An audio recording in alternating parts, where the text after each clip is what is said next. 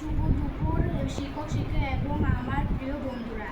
আমি নজরস্মৃতি বিদ্যালয় উচ্চ বুনিয়াদী বিদ্যালয় সপ্তম শ্রেণীর ছাত্রী।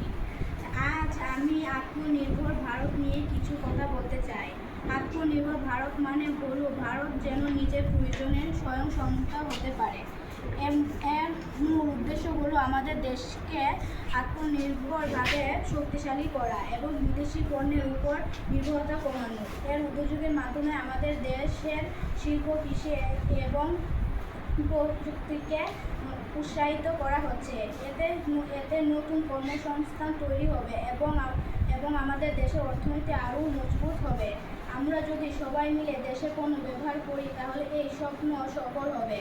আসুন আমরা সবাই মিলে আত্মনির্ভর ভারত গড়ার জন্য কাজ করি।